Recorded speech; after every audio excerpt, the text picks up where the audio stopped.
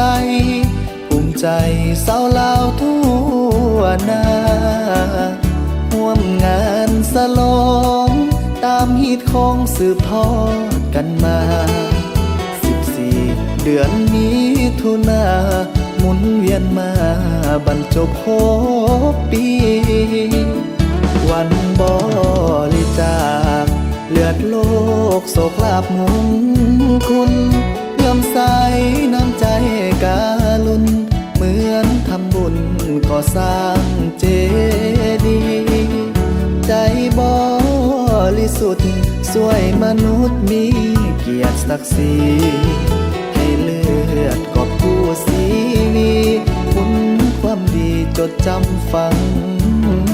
ใจวันที่14ทุกปีเดือนมิถุนาเป็นวันสถาปนาทั่วโลกโลกาเบิกบานสดใส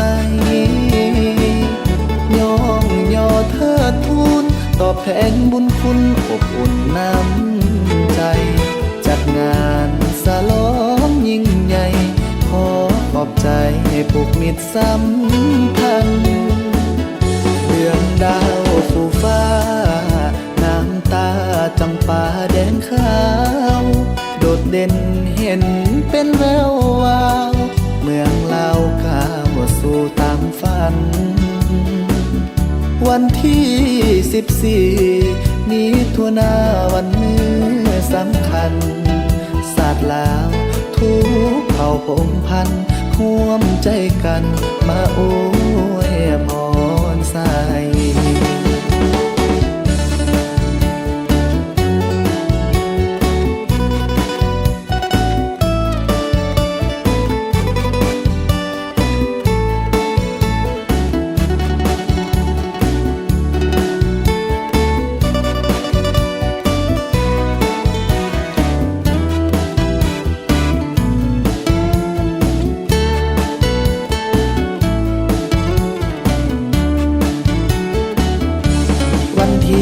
14ทุกปี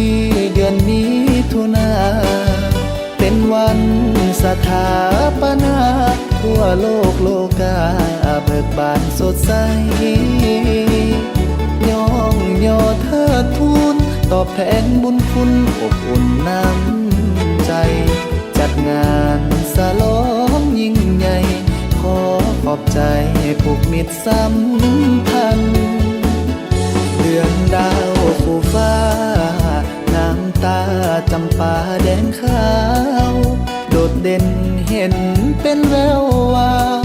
เมืองลาวก้าวสู่ตามฝันวันที่